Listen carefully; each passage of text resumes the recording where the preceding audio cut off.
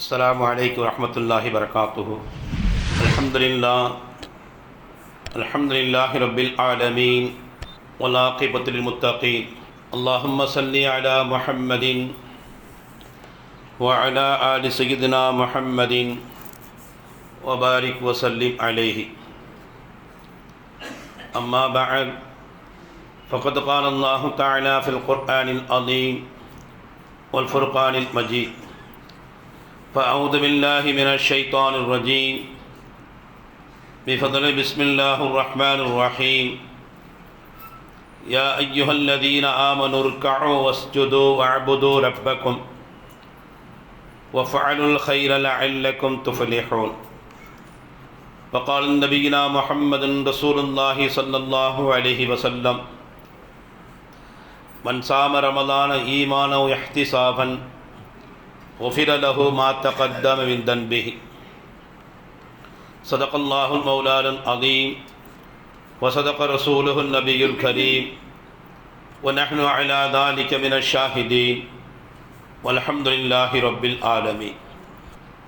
صلاة கருணையும் சலாம் என்னும் ஈடேற்றமும் நபிகள் பெருமானார் ரசூலுல்லாஹி ஸல்லல்லாஹு அலைஹி வஸல்லம் அவர்கள் மீதும், அவர்களை பின்பற்றி வாழ்ந்த உத்தம சத்திய சஹாபாக்கள், தாபீன்கள், தபா தாபீன்கள், அவுலியாக்கள், நாதாக்கள், ஷஹதாக்கள் அனைவர்கள் மீதும், குறிப்பாக சங்கை பொருந்திய ஜும்மாவுடைய மஜ்லிஸிலே அமர்ந்திருக்கும் நம் அனைவர்கள் மீதும் அல்லாஹ்வின் அருளும் அன்பும் அளப்பெரும் கிருபையும் என்றென்றும் உண்டாவட்டுமாக. கண்ணியத்திற்குரிய அல்லாஹ்வின் நல்லடியார்களே, ரமலான் மாதத்தினுடைய இரண்டாவது வெள்ளிக்கிழமை ஜும்மாவில் நாம் அமர்ந்திருக்கிறோம். அல்லாஹ்வினுடைய பெரும் கிருபை பேரருளால் ரமலான் மாதத்தினுடைய 9ஆம் நாள் நோன்பை நாம் நோற்றிருக்கிறோம். அருமையானவர்களே, ரமலான் பிறை பிறந்து இன்று 9 நாட்கள் ஓடிக்கொண்டிருக்கின்றன. 9 நோன்புகள் நாம் நோற்றிருக்கிறோம் என்பதில் இந்த ரமலானில் உள்ள இந்த 9 நாட்களை நாம் எப்படி செலவு செய்தோம், எப்படி கழித்தோம் என்பதை நாம் எண்ணி பார்க்க வேண்டும். அது மட்டுமல்லாது இனி வரக்கூடிய எஞ்சியிருக்கக்கூடிய நாட்களை நாம் எப்படி கழிப்பது, அதை எப்படி செலவு செய்வது என்பதையும் நாம் சிந்தித்து பார்க்க கடமைப்பட்டிருக்கிறோம். ஏனென்று சொன்னால், ரமலான் மாதம் என்பது பாக்கியம் நிறைந்த ஒரு மாதம். அந்த மாதத்தை அடைந்து அந்த மாதத்தில் பெற வேண்டிய சிறப்புகளையும் மேன்மைகளையும் நாம் பெற வேண்டும். நபிகள் நாயகம் ஸல்லல்லாஹு அலைஹி வஸல்லம் அவர்கள் ஒரு ஹதீஸிலே சொல்லி காட்டுவார்கள்: இன்ன ஜிப்ரீல ஆத்தானி. ஹதரத் ஜிப்ரீல் அலைஹிஸ்ஸலாத்து வஸ்ஸலாம் அவர்கள் என்னிடத்தில் வந்தார்கள். ஃபகால, வந்து அவர்கள் சொன்னார்கள்: மன் அதரக ஷஹர ரமலான. யார் ஒருவர் ரமலான் மாதத்தை பெற்றுக்கொண்டு வலம் யக்ஃபிர் லஹு, அந்த மாதத்தில் அவன் பாவ மன்னிப்பை பெற்றுக்கொள்ளவில்லையோ, ஃபதஹலன் நார, அவன் நரகத்தில் நுழைவான் என்பதாக ஹதரத் ஜிப்ரீல் அலைஹிஸ்ஸலாத்து வஸ்ஸலாம் அவர்கள் சொன்னார்கள். ஃபகுல்து, நீங்கள் ஆமீன் என்று சொல்லுங்கள் என்பதாக என்னை சொன்னார்கள். நான் ஆமீன் என்று சொன்னேன் என்பதாக நபிகள் நாயகம் ஸல்லல்லாஹு அலைஹி வஸல்லம் அவர்கள் சொல்லி காட்டுவார். அருமையானவர்களே, இந்த ஹதீஸ் நமக்கு எதை உணர்த்துகிறது என்று சொன்னால், ரமலான் மாதத்தை பெற்று அடைந்ததற்கு பிறகு அந்த மாதத்திலே நோன்பு நோற்று அந்த மாதத்தில் செய்ய வேண்டிய எல்லா அமல்களையும் நற்காரியங்களையும் நற்செயல்களையும் செய்து இன்னும் அதிகப்படியாக அல்லாஹ்விடத்திலே பாவம் மன்னிப்பென்னும் தௌபா பெற்று நம்முடைய பாவங்கள் மன்னிக்கப்பட வேண்டும் என்பதில் நாம் முனைப்பு காட்ட வேண்டும். அப்படி யார் பெற்றுக்கொள்ளவில்லையோ அவர்கள் நரகவாசிகள் என்று சொல்லும் அளவிற்கு இந்த ரமலான் மாதம் நமக்கு முக்கியத்துவம் பெறுகின்றது. அருமையானவர்களே, ஆக இந்த ரமலானை நாம் அடைந்து அந்த ரமலானில் கடந்த இந்த 9 நாட்களில் என்ன அமல்கள் செய்தோம், என்ன விதமான இபாதத்துக்கள் செய்திருக்கிறோம், நாம் நோன்பு நோற்றிருக்கின்றோம், நம்முடைய நோன்புகளில் என்னென்ன குறைகள் ஏற்பட்டிருக்கிறது, நோன்பு வைத்திருக்கக்கூடியவர்கள் அவர்கள் கடைபிடிக்க வேண்டிய விஷயங்கள் என்ன, அவர்கள் எவ்வாறு நடந்து கொள்ள வேண்டும் என்பதை பற்றியெல்லாம் நமக்கு சொல்லித்தரப்பட்டிருக்கின்றன. அவைகளெல்லாம் நாம் மிகச் சரியான முறையிலே கடைபிடித்து அதுபோன்று இந்த நோன்பை நாம் நோற்றிருக்கிறோமா என்று நாம் எண்ணி பார்க்க வேண்டும். அதோடு மட்டுமல்லாது இனி வரக்கூடிய எஞ்சியிருக்கக்கூடிய நாட்களையும் நாம் எவ்வாறு கழிக்க வேண்டும் என்பதையும் நாம் சிந்தித்து செயல்பட வேண்டிய ஒரு முக்கியமான தருணத்தில் கட்டத்தில் நாம் இருக்கிறோம். ஏனென்று சொன்னால் ரமலான் மாதம் அது பாழ்படுத்தப்பட்டதாக, பாழா போனதாக நம்மை விட்டும் அது கடந்து சென்று விடவே கூடாது. அதை முழுமையாக நாம் பயன்படுத்தியவர்களாக, அந்த மாதத்தை முழுவதும் நாம் பயன்படுத்தியவர்களாகத்தான் அந்த மாதம் நம்மை விட்டு கடந்து செல்ல வேண்டும் என்பதுதான் இந்த ஹதீஸிலே நபிகள் நாயகம் ஸல்லல்லாஹு அலைஹி வஸல்லம் அவர்கள் நமக்கு குறிப்பிட்டு சொல்லித் தருகின்றார்கள். அருமையானவர்களே, ரமலான் மாதம் அதனுடைய சிறப்பு, அதனுடைய மாண்புகளை பற்றி நாம் நிறைய கேள்விப்பட்டிருக்கின்றோம். நம்முடைய செயல்பாடுகள் எப்படி அமைய வேண்டும் என்று சொன்னால், நாம் அல்லாஹுவை அடைந்து கொள்ள வேண்டும், அல்லாஹ் நம்மை திருப்திப்படுத்திக் கொள்ள வேண்டும். நாம் அல்லாஹுவை நெருங்கி செல்வது என்பது ஒன்று, அல்லாஹ் நம்மின் பக்கம் நெருங்கி வருவது என்று இரண்டு விஷயங்கள் இருக்கின்றன. இரண்டு விஷயம் இருக்கிறது. ஒன்று நாம் அல்லாஹுவை நெருங்குவது, இன்னொன்று விஷயம் இருக்கிறது அல்லாஹுவே நம்மின் பக்கம் நெருங்கி வருவது. நாம் அல்லாஹுவை எப்படி நெருங்க வேண்டும் என்று சொன்னால், இபாதத்துக்களை கொண்டு, வணக்கங்களை கொண்டு நாம் அல்லாஹுவை நெருங்குவது. அல்லாஹ் நம்மின் பக்கம் எப்பொழுது நெருங்கி வருகிறார் என்று சொன்னால், நாம் பிற மக்களை அவர்களுடைய சிரமங்களை நீக்குகின்ற பொழுது, ஒரு மனிதன் இன்னொரு மனிதனுடைய கஷ்டங்களில் பங்கெடுத்து கொண்டு, ஒரு மனிதன் இன்னொரு மனிதனுடைய சிரமங்களை கஷ்டங்களை நீக்குகிற பொழுது அல்லாஹ் நம்மின் பக்கம் நெருங்கி வருகின்றான். இப்போ இந்த இரண்டு காரியங்களும், இந்த இரண்டு செயல்பாடுகளும் இந்த ரமலானில் நாம் நிரம்ப பெற்றுக்கொண்டோம் என்று சொன்னால் நாம் அல்லாஹுவை அடைந்து கொள்வோம், அல்லாஹும் நம்மை நெருங்கி நம்மை திருப்தி அடைந்து கொள்வான் என்பதுதான் அதனுடைய கருத்து. அருமையானவர்களே, இரண்டு விஷயங்களும் இருக்க வேண்டும். இபாதத்துக்களும் இருக்க வேண்டும், தானம் தர்மம் செய்யக்கூடிய விஷயத்திலும் கவனம் செலுத்த வேண்டும் என்பதுதான் இந்த இரண்டினுடைய கருத்து. அல்லாஹ் ஜல்ல ஷானஹு வ தஆலா திருமறை குர்ஆன் ஷரீஃபில் சொல்லி காட்டுவான், யா அய்யுஹல்லதீன ஆமனு ருக்கஉ வஸ்ஜுது வஅபுது ரப்பக்கும். ஓ ஈமான் கொண்ட இறை விசுவாசிகளே, நீங்கள் ருக்கு செய்பவர்களோடும் இன்னும் சஜ்தா செய்பவர்களோடும் இணைந்து கொள்ளுங்கள், இன்னும் உங்கள் இறைவனை நீங்கள் வணங்குங்கள் என்பதாக அல்லாஹ் சுப்ஹானஹு வ தஆலா திருமறை குர்ஆன் ஷரீஃபில் சொல்லி காட்டுவான். இப்போ முதலில் அல்லாஹுவை நாம் வணங்குவது, அந்த இபாதத்து. இப்போ நமக்கு என்னென்ன கடமைகள் இருக்கிறது? ரமலான் மாதத்தை நாம் எடுத்துக்கொண்டோம் என்று சொன்னால், நோன்பு நோற்பது நம் மீது கடமை, ஐங்கால தொழுகை நம் மீது கடமை. இப்படி அல்லாஹ்விற்கு செய்ய வேண்டிய இந்த கடமையான வணக்கங்கள், இபாதத்துக்களை நாம் செய்ய வேண்டும். அதன் மூலமாக நாம் அல்லாஹ்வை நாம் நெருங்கிக் கொண்டு இருக்கிறோம். அல்லாஹ்வுடைய நெருக்கத்தை பெறுவதற்கு நாம் முயற்சி செய்கிறோம். இப்படி அல்லாஹ்வுடைய நெருக்கத்தை நாம் பெற்று முயற்சி செய்ததற்கு பிறகு அடுத்த கட்டம் நாம் செய்ய வேண்டிய விஷயம் என்னவென்று சொன்னால், நம்மிடத்தில் இருக்கக்கூடிய ஏனைய காலங்களில் நாம் வாழ்வில் செய்துவிட்ட அந்த பாவங்கள், தவறுகளுக்காக வேண்டி அல்லாஹ்விடத்திலே நாம் தௌபா செய்ய வேண்டும். எனவேதான் நபிகள் நாயகம் ஸல்லல்லாஹு அலைஹி வஸல்லம் அவர்கள் ரமலான் மாதத்தை மூன்றாக பிரித்தார்கள். 10 நாட்கள், ஒவ்வொரு 10 நாட்களுக்கும் ஒவ்வொரு சிறப்பை நமக்கு சொன்னார்கள். அதில் முதல் 10 நாட்களுடைய சிறப்பு அல்லாஹ்வுடைய அருளை பெற்றுக்கொள்வது. இப்போ அல்லாஹ்வுடைய அருளை பெற்றுக்கொள்வது, அல்லாஹ்வுடைய ரஹமத்தை அடைந்து கொள்வது.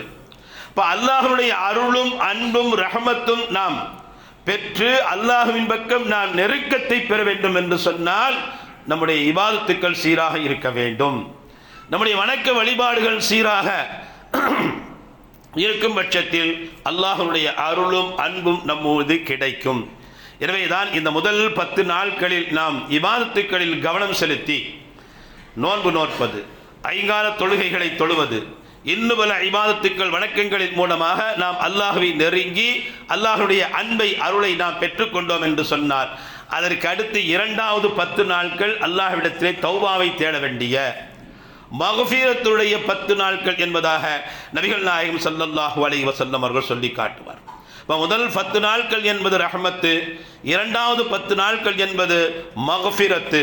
அல்லாஹ்விடத்திலே தௌபா செய்து பாவ மன்னிப்பு கேட்டு மீட்சி பெற வேண்டிய 10 நாட்கள். அந்த அடிப்படையில் நாம் பார்க்கின்ற பொழுது முதல் 10 நாட்கள் ஏறத்தாழ நம்மை விட்டு கடந்து விட்டது என்றுதான் நாம் சொல்ல வேண்டும். நாம் இரண்டாவது 10 நாட்களில் அடியெடுத்து வைக்கப் போகிறோம். இந்த நாட்களில் நாம் அல்லாஹ்விடத்தில் அதிகமாக செய்ய வேண்டிய முக்கியமான காரணங்கள் தௌபா, பாவ மன்னிப்பு தேட வேண்டும். நம் வாழ்வில் எவ்வளவு குற்றங்கள் செய்திருப்போம், எவ்வளவு பாவங்கள் நாம் நிகழ்த்தியிருப்போம், எத்தனை பொய்களை நாம் சொல்லியிருப்போம், எத்தனை பேர்களை ஏமாற்றியிருப்போம், வஞ்சித்திருப்போம், தண்டித்திருப்போம், எவ்வளவோ வாழ்க்கை நடந்திருக்கின்றன. இவைகள் எல்லாவற்றிற்கும் மன்னிப்பு உண்டா என்று சொன்னால் நிச்சயமாக உண்டு. நாம் அல்லாஹ்விடத்தில் மனம் வருந்தி நாம் செய்த குற்றத்தை அல்லாஹ்விற்கு நாம் எடுத்து காட்டி நாம் பாவ மன்னிப்பு தேடினோம் என்று சொன்னால் அல்லாஹ் நம்முடைய பாவங்களை மன்னிக்குகிறான். திருமறை குர்ஆன் ஷரீஃபில் அல்லாஹ் சொல்லி காட்டுவான், இன்னமத் தௌபத்து அலல்லதீன அலல்லாஹி லில்லதீன யஅமலுன ஸூஅ பிஜஹாலத்தின். அறியாமையின் காரணத்தினால் தான் செய்துவிட்ட தவறை உணர்ந்து அல்லாஹ்விடத்திலே ஒரு மனிதன் பாவ மன்னிப்பு தேடுகிறான். சும்ம யதூபு மின் கரீபின்.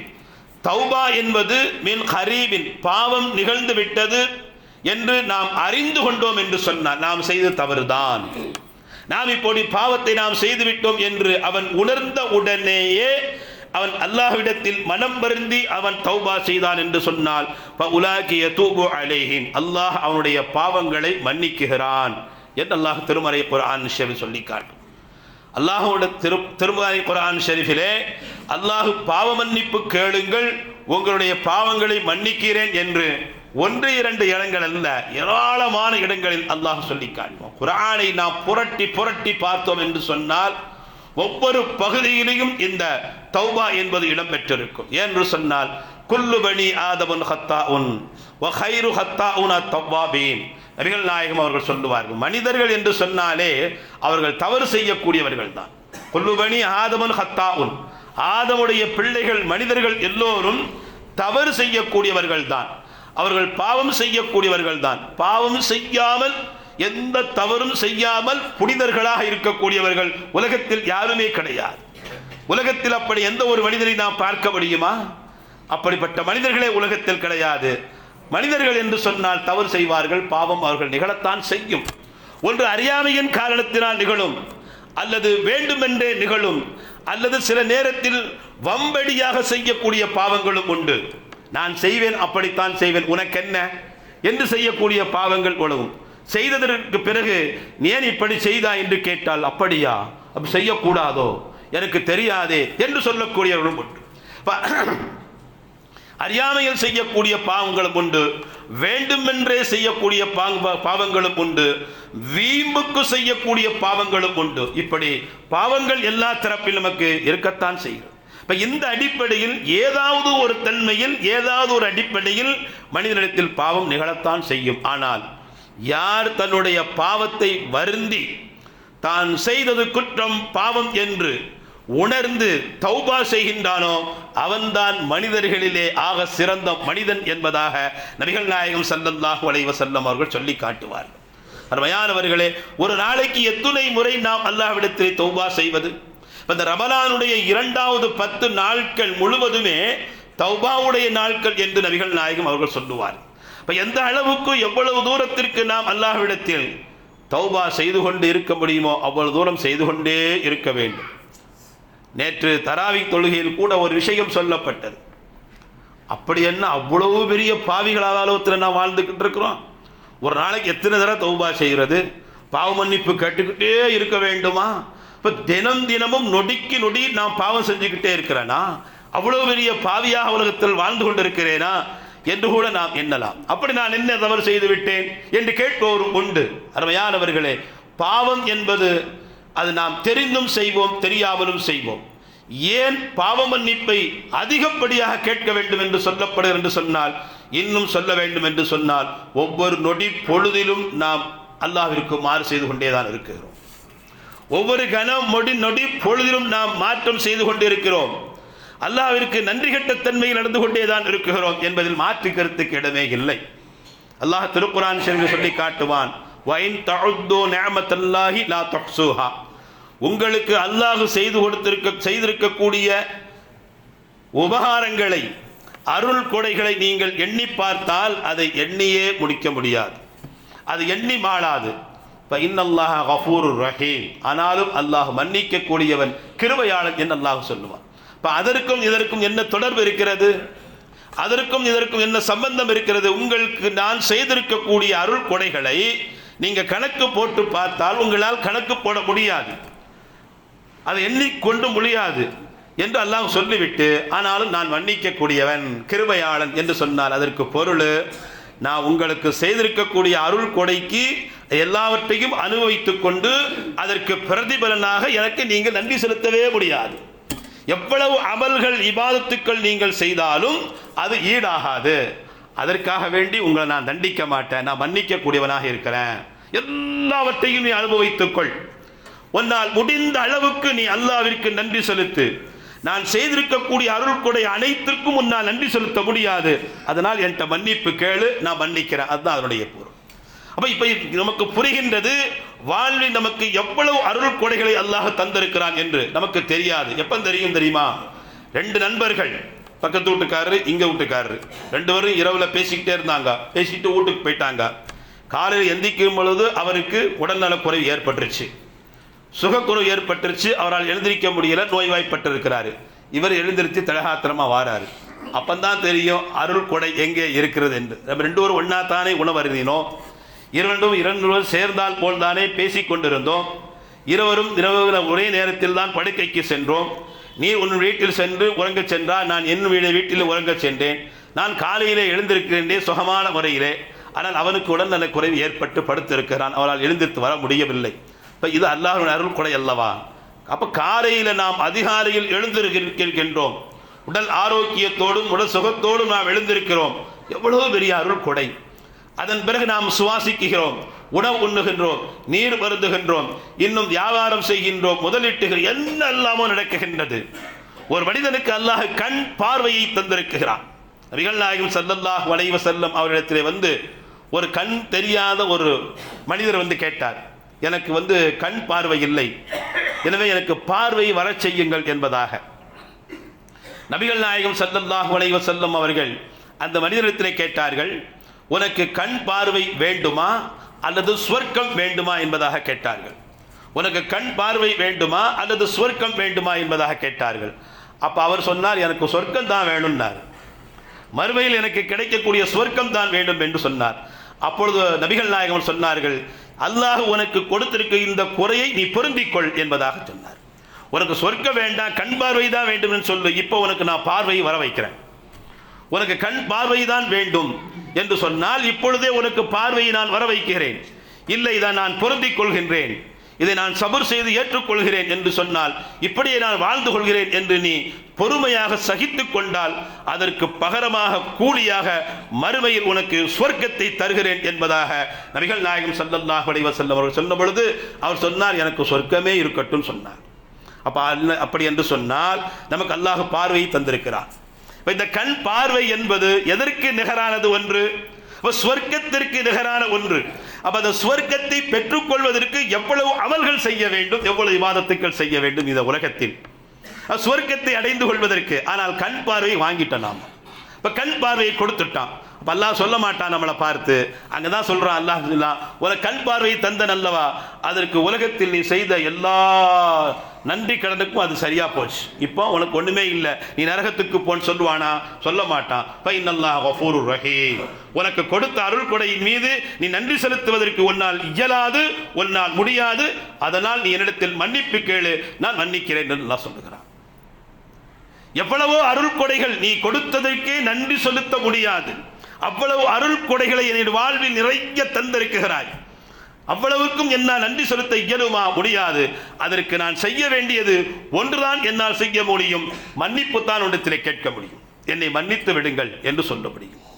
அதற்கு மேன்று என்னால் சொல்ல இயலாது, நீ அதை செய், நான் உன்னை ஏற்றுக்கொள்கிறேன் என்று அல்லாஹ் சொல்லுகின்றான்.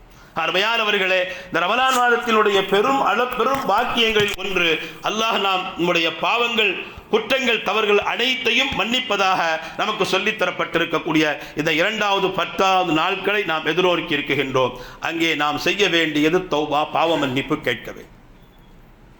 ரமலான் மாதம் வந்ததற்கு பிறகும் கூட அதை நாம் கவனம் செலுத்தவில்லை என்று சொன்னால், அதை நாம் பெற்றுக்கொள்ளவில்லை என்று சொன்னால், அது எவ்வளவு பெரிய அபாக்கியசாலியாக நாம் ஆகிவிடுவோம்.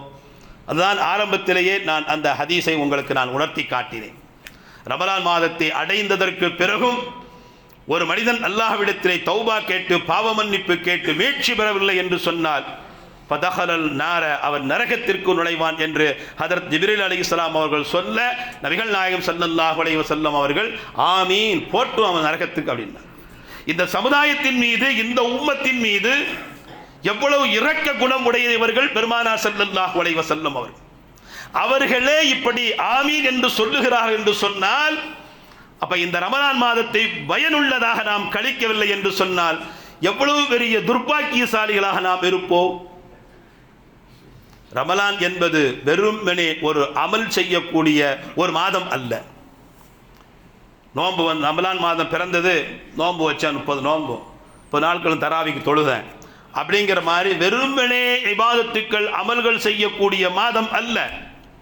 நம் வாழ்நாள் முழுவதும் எப்படி இருக்க வேண்டும் என்பதற்குண்டான ஒரு பயிற்சி களம்தான் ரமலான் மாதம். அல்லாஹ் உங்களை நோன்பு வைக்க சொல்லி இருக்கிறான். எதற்கு தெரியுமா? அல்லாஹ்வுடைய தன்மை நமக்கு வர வேண்டும் என்பதற்காக வேண்டி. நோன்பு வைத்து 30 நோன்பு வைக்கிறான், 30 நாள் தராவிக் தொழுகிறோம், பாவ மன்னிப்பு கேட்கிற தௌபா செய்கிறோம். பெருநாள் தொழுது முடிச்ச உடனே வேற ஆளா மாறி இருந்தான் அவன். அது வேற இது வேற அப்படின்னு சொல்லுவான் தெரியுமா? அது மாதிரி இருக்கு. அப்படியே வேற ஆளா மாறி இருந்தான். அப்ப நீங்க எதை கண்டாய் ரமலானிலே? வெறும் இபாதத்துக்கள் மட்டுமல்ல. ரமலான் மாதம் நம்முடைய வாழ்நாள் முழுவதும் வாழ்க்கையை எப்படி கழிக்க வேண்டும், எப்படி வாழ வேண்டும் என்பதற்குண்டான ஒரு பயிற்சி களம் ரமலான் மாதம். ரமலானுடைய 2வது 10 நாட்கள்ல தௌபா செஞ்சு அல்லாஹ் பாவத்தை எல்லாம் மன்னிச்சிடுறான் அப்படிங்கிறத நாம எப்படி விளங்கி வச்சிருக்கோம் தெரியுமா? ரமலான் 10 நாட்கள் நிறைய தௌபா செய்து பாவ மன்னிப்பு கேட்டு தௌபா செஞ்சிடணும். இப்போ பாவம் எல்லாம் மன்னிச்சு முடிஞ்சாச்சு. ரமலான் முடிஞ்சோன்னா மறுபடியும் ஸ்டார்ட் பண்ணணும். அடுத்து ரமலான் முடிஞ்சோன்னா அடுத்து என்ன செய்யணும்? ஸ்டார்ட் பண்ணி எதை? பாவத்தை செய்யறதுக்கு. திருப்பி பாவங்கள் செஞ்சுக்கிட்டே இருக்கணும். அடுத்த வருஷம் ரமலான் வந்தோன்னு 2வது 10 என்ன செஞ்சுக்கலாம்? தௌபா செஞ்சு பாவ மன்னிப்பை கேட்டுக்கலான்னு. இப்போ இந்த பாவ மன்னிப்பு கேட்பது என்பதே ஒரு பயிற்சி களம் தான். பாவ மன்னிப்புனா என்ன அப்படின்னா என்னன்னே நம்ம பேருக்கு தெரியாது. நான் ஆரம்பத்தில் ஒரு வசனம் ஓதி காட்டினேன் உங்களுக்கு. பாவ மன்னிப்பு என்றால் என்ன சொன்னால், இன்னவத் தௌபத்து அலல்லாஹி லில்லதீன யஅமலுன ஸூஅ பிஜஹாலத்தின். ஏதோ ஒரு சந்தர்ப்ப சூழ்நிலையில் அறியாத புறத்தில் ஒரு தௌபா, ஒரு பாவத்தை செஞ்சிட்டான். செஞ்ச உடனேயே அதை உணர்ந்து அல்லாஹ்விடத்தில் தௌபா செஞ்சு பாவ மன்னிப்பு கேட்டால் அவனுடைய பாவத்தை நான் மன்னிக்கிறான் அப்படின்னா அவன் என்ன செஞ்ச, அதுக்கு என்ன அர்த்தம் தெரியுமா? செஞ்சது பாவம் தான், உணர்ந்துட்டீலோ, தௌபா செஞ்சிட்டீலோ, இனிமேல் வாழ்வில் மரணம் வரும் வரை நீ அதை செய்யக்கூடாது. மௌத்து வரைக்கும் அந்த பாவம் உன்னுடைய வாழ்வில் நிகழக்கூடாது. அதுதான் இந்த ஆயத்தினுடைய கருத்து. ஆனால் நாம் எப்படி விளங்கிருச்சோம்னா, செய்ய செய்ய செய்ய பாவம் செஞ்சுக்கிட்டே இருக்கணும், எல்லாம் மன்னிச்சுக்கிட்டே இருப்பான் அப்படின்னு நாம் விளங்கிக்கிட்டே இருக்கோம். ஒவ்வொரு வருஷம் நம்மளாம் வந்துட்டு தானே இருக்குது, பாவ மன்னிப்பு கேட்டு தானே இருக்கிறோம், மன்னிச்சுக்கிட்டே இருக்கிறான் அப்படிங்கிற மாதிரி விளங்கிக்கிட்டு இருக்கிறோம். அதனால தான் ரமலான் மாதம் என்பது வெறும் இபாதத்தினுடைய களங்கள் மட்டுமல்ல. அந்த ஒரு மாதம் முழுக்க ஓடி வந்து ஓடி ஓடி தொழுது இபாதத்து செஞ்சு நோன்பு வச்சு அதோட ரமலான் முடிஞ்சதோட வேற மாதிரி போயிருது நம்ம. அதனால தான் அல்லாஹ் சொல்லி காட்டுவான், யா அய்யுஹல்லதீன ஆமனூ குத்திப அலைக்குமுஸ் ஸியாமு கமா குத்திப அல்லதீன மின் கப்லிக்கும் லஅல்லக்கும் தத்தகூன். ரமலான் மாதத்திலே நீங்கள் நோன்பு நோற்றுக் கொள்ளுங்கள், நோன்பின் மூலமாக உங்களுக்கு இறையச்சம் கிடைக்கும் சொல்றான். இப்போ இறையச்சம் என்று சொன்னால் பயம், அது நோன்பின் மூலமாக நமக்கு கிடைக்கணும். அதுதான் ரமலான் மாதத்தினுடைய யதார்த்தம். ரமலானை அவன் முழுமையாக சரியான முறையில் பயன்படுத்தி கொண்டான் என்பதற்கு ரமலான் முழுவதும் நோன்பு வைத்ததற்கு பிறகு அவனுக்கு தக்வா வரணும். தக்வா என்பது இறையச்சம், பயம், அல்லாஹ்வுடைய பயம். அது எங்க இருக்குது? அது எங்கேயோ ஒரு ஓரத்தில் பாக்கெட்லையோ எங்கேயோ ஒரு மூலையில் இருக்கிறது என்பது அல்ல, நம்முடைய வாழ்வின் செயல்பாட்டிலே இருக்கிறது. ஒரு காரியத்தை செய்கின்ற பொழுது இது தவறான செயல் என்று நம்மை உணர்த்தும். அது இந்த காரியத்தை செய்யக்கூடாது, இது பாவம், மார்க்கத்தில் சொல்லியிருக்கு அப்படின்னா ஐயோ வேண்டாம் அப்படின்னு ஒதுங்குற மாதிரி தான். அதுதான் இறையச்சம், பயம். இந்த தக்குவா நமக்கு வந்திருக்குதா? ரமலான் முடிஞ்ச உடனே எல்லா காரியங்களையும் சகட்டு மேலுக்கு செய்து கொண்டே இருக்கிறோம். பாவம் என்று தெரிந்தும் நாம் செய்கின்றோம். இப்போ தௌபா செய்து என்ன பிரயோஜனம்? இப்போ நாம் நினச்சிக்கிட்டு இருக்கோம் ஏற்கனவே தௌபா செஞ்சோம்ல, அதெல்லாம் ரமலானில் மன்னிச்சிருச்சு, இப்போ பாவம் செஞ்சோன்னா இது மட்டும்தானே இருக்கும் நாம் நினச்சிக்கிட்டு இருக்கிறோம். தௌபா அல்லாஹ்விடத்தில் ஏற்றுக்கொள்ளப்படுவதற்கு உண்டான அடையாளம் என்ன தெரியுமா? நிறைய ஹதீஸில் வந்திருக்கு, நிறைய தர நாம் சொல்லியிருக்கிறோம். ஒரு பாவம், அந்த பாவத்தை அல்லாஹ்ட்ட சொல்லணும். நாம் ஒரு விபச்சாரம் அல்லது வட்டி வாங்கிக்கிட்டு இருக்கிறான், ஒருத்தன் வட்டி வாங்கிட்டு இருக்கிறான், 100க்கு 10 சொல்லி வாங்கிட்டு இருக்கிறான். வட்டி வாங்குறது ஹராமுன்னு தெரியும், ஆனாலும் குடும்பத்து சூழ்நிலைக்கு அவனுக்கு அந்த வியாபாரத்தை தவிர வேறு அளவும் தெரியாது. இப்போ வட்டி வாங்கிக்கிட்டே இருக்கிறான். இப்போ அவனுக்கு புரிய வச்சாச்சு, புரிதல் ஏற்பட்டுருச்சு. எப்படி? மார்க்கத்தில் வட்டி வாங்குவது ஹராமு, நாம் வாங்கக்கூடாது, இது தடை செய்யப்பட்டிருக்கிறது, வட்டி வாங்கக்கூடாதுன்னு புரிதல் வந்துருச்சு. அவன் புரிந்து கொண்டான். இப்போ அவன் புரிந்து கொண்டதற்கு பிறகு என்ன செய்ய வேண்டும்? அதான் இந்த வசனத்தில் அல்லாஹ் சொல்றான். உடனே அல்லாஹ்விடத்தில் என்ன செய்யணும்? தௌபா செய்யணும். யா அல்லாஹ், நான் வட்டி வாங்கிக்கிட்டு இருந்தேன், என்னுடைய பாவத்தை மன்னிச்சிரு அப்படின்னு சொல்லணும். அப்போ இனிமேல் நான் வட்டி வாங்க மாட்டேன்னு சொல்லணும். அங்கே இனிமேல் நான் வட்டி வாங்க மாட்டேன் என்று சொல்லணும். இப்போ இந்த மாதத்தில் நாம் தௌபா செய்கிறோம் என்று சொன்னால் எல்லாம் அதன் உள்ளே அடங்கும். எல்லா பாவமும் ஒரு மனிதனிடத்தில் இருக்காது. ஒவ்வொரு இடத்திலையும் ஒவ்வொரு விதமான பாவம் இருக்கும். ஒருத்தர் வட்டி வாங்கிட்டு இருப்பாரு, ஒருத்தர் பெண்கள் விஷயத்தில் வீக்னஸாக இருப்பான், அடிக்கடி வேற பெண்கள்கிட்ட போயிட்டு வரக்கூடிய சூழ்நிலை ஒருத்தருக்கு இருக்கும். இன்னொருத்தருக்கு அடிக்கிற பழக்கம் இருக்கும், ட்ரிங்க்ஸ் குடிக்கிற பழக்கம் இருக்கும். இன்னொருத்தருக்கு எப்போ பார்த்தாலும் பொய் சொல்லியே பழக்கம், பொய் சொல்றது, ஏமாத்துறது. இப்படி ஒவ்வொரு திட்டையும் ஒவ்வொரு விதமான தவறுகள் இருக்கும். அப்போ அந்த தவறுகளை நாம் தௌபா செய்கின்ற பொழுது அதை தவிர அவன் என்கிட்ட இப்படி ஒரு வீக்னஸ் இருக்கு, யா அல்லாஹ், குலுக்கல் இன்சானு தஈஃபா, மனிதர்கள் பலகீனமாக தான் படைக்கப்பட்டிருக்கிறான். அந்த அடிப்படையில் எனக்கு ஒரு பலகீனம் இருக்குது, என்னிடத்து ஒரு வீக்னஸ், நான் இந்த மாதிரி என்ன செஞ்சுக்கிட்டு இருக்கேன், பாவம் என்னிடத்து இருக்கிறது அப்படின்னு அல்லாஹ்ட்ட நாம சொல்லி உளப்பூர்வமாக அந்த பாவத்திற்கு தௌபா செய்வோம், மீட்பு தர வேண்டும். அப்ப எப்படி நாம கேட்கணும்? நான் கேட்டுட்டு இனிமேல் இந்த பாவத்தை நான் செய்ய மாட்டேன். இப்ப வட்டி வாங்குகிறேன், வட்டி நான் இனிமேல் வாங்க மாட்டேன், அது ஹராம் என்று நான் உணர்ந்து கொண்டேன், எனவே நான் இனிமேல் வட்டி வாங்க மாட்டேன், எனக்கு என்னுடைய பாவங்களை மன்னித்தறியா அல்லாஹ்னா அல்லாஹ் மன்னிக்கிறான். இப்ப அல்லாஹ் அவனை தூய்மைப்படுத்தி விட்டான், பரிசுத்தப்படுத்தி விட்டான். ரமலான் மாதத்தை பயன்படுத்தி அந்த மாதத்தில் தௌபா செய்து தன்னை பாவ மன்னிப்பு கேட்டு வீழ்ச்சி பெற்று விட்டான். இப்ப திருப்பி மறுபடியும் போய் அங்க போய் என்ன செஞ்சு கொடுக்கக்கூடாது, அதே தொழிலில் ஈடுபடக்கூடாது. இப்ப அல்லாஹ் என்ன செய்வான்? அவனை என்ன கேலி பண்றியா, கிண்டல் பண்றியா, நீ என்னையா கேட்பானா இல்லையா? இப்ப எங்க பிடிப்பான் என்பது நமக்கு தெரியாது அல்லாஹ். இப்ப மறுபடியும் அந்த தொழிலை அப்படியே விட்டுவிட வேண்டும். மார்க்கம் என்ன சொல்லுது தெரியுமா? வட்டி வாங்குவது ஹராம் என்று தடை சட்டம் வந்ததற்கு பிறகு எல்லோரும் இனிமேல் வட்டி வாங்காதீர்கள் என்று அல்லாஹ் சொன்னான். சஹாபிகள் எல்லாம் அல்லாஹ் வட்டி வாங்காம நிறுத்திக்கிட்டாங்க. இப்ப இயற்கையிலே நிலுவையிலே உள்ளதா என்ன செய்யணும்? தள்ளுபடி பண்ணிட்டான்லாம். எப்பொழுது ஹராம் சொல்லப்பட்டுச்சோ இனிமேல் அதன் பக்கம் மீளக்கூடாது. இப்ப ரொம்ப பேர் கொடுத்துருக்கான், வாங்கியிருக்கான், வந்திருக்கான், வரவு சொல்லாம் இருந்துகிட்டு தான் இருக்குது. இப்ப இதெல்லாம் கொஞ்சம் கொஞ்சமா அந்த பேச்செல்லாம் கூட மதுவைத்தான் கொஞ்சம் கொஞ்சமாக நிறுத்த சொன்னா, அதுல இருந்து வெளியே வர வேண்டும் என்பதற்கு. ஆனா வட்டி என்பது பொருளாதாரம் போயிட்டு போகுது. யாருக்கெல்லாம் நான் கொடுத்திருக்கணும் எல்லோருடைய வட்டியையும் நான் தள்ளுபடி செய்யிட்டேன், அசலை மட்டும் கொடுத்தா போதும். சில பேர் அந்த அசலை கூட அதில் புரண்ட பணம் தான் என்பதற்காக வேண்டி அதையும் தள்ளுபடி செய்து முற்றிலுமாக அதிலிருந்து விலகி கொண்டார்கள். அதுதான் தௌபா. இது மாதிரியான தௌபாவை நாம் தேடிக்கொண்டதற்கு பிறகு ரமலானுக்கு பின்னால் நம்முடைய வாழ்வு எப்படி இருக்கும் என்பதை நாம் எண்ணி பார்க்கின்ற பொழுது இப்பொழுதே நம்முடைய உள்ளத்தில் மகிழ்ச்சி திளைத்து பொங்குகிறது. எவ்வளவு பெரிய ஒரு தூய்மையான ஒரு வாழ்வு ஏற்படும் தெரியுமா? மனிதர்களுக்கு மத்தியிலே புழங்கிக் கொண்டிருக்கக்கூடிய நாம் ஒவ்வொரு சின்ன சின்ன காரியங்களுக்கும் சின்ன சின்ன பிரச்சனைகளுக்கெல்லாம் பொய் சொல்லி ஏமாத்தி புழப்பு நடத்தி கொண்டிருக்கக்கூடிய நாம் இனிமேல் நான் பொய் சொல்ல மாட்டேன், யாரையும் ஏமாற்ற மாட்டேன், தூய்மையானவனாக இருப்பேன், உண்மையை நான் பேசுவேன் என்று அவன் உறுதி எடுத்ததற்கு பிறகு அவருடைய வாழ்வு எப்படி இருக்கும் தெரியுமா? பொய் சொல்லாமனா வியாபாரம் பண்ண முடியுமா? உலகத்தில் பழைக்க முடியுமா? ஏமாத்து உலகங்க இது. ஏமாத்துனா தான் காலம், நல்லவனுக்கு காலமே இல்லை இப்படின்னு சொல்லி நம்மளையே ஏமாத்துவான் சில பேர். இதெல்லாம் ஷைத்தானுடைய சூழ்ச்சிகள். நீங்கள் ஒரு கணம் உண்மையாளர்களாகவே இருந்து பாருங்கள், அல்லாஹ் நம்முடைய வாழ்வில் எவ்வளவு பெரிய மாற்றங்களை கொண்டு வருவான் என்பது நமக்கு வாழ்வில் தெரியும். அருமையானவர்களே, அல்லாஹ்வுடைய பெரும் கிருபையினால் ரமலான் மாதத்துடைய முதல் 10 கழிந்து 2வது 10 வரை இருக்கிறது. அந்த 10 நாட்களையும் பயன்படுத்தி எல்லா அமல்களையும் இபாதத்துக்களும் செய்து அல்லாஹ்விடத்திலே பாவ மன்னிப்பு கேட்டு தௌபா செய்து வீழ்ச்சி பெற வேண்டும். எல்லாம் அல்லாஹ்வுக்கு சுப்ஹானஹு வ தஆலா நம்முடைய எல்லா பாவங்கள், குற்றங்கள், தவறுகள் அனைத்தையும் மன்னித்தருள்வானாக. வாஹிதான் அல்ஹம்துலில்லாஹி ரப்பில் ஆலமீன். அஸ்ஸலாமு அலைக்கும் வரஹ்மத்துல்லாஹி வபரகாத்துஹு.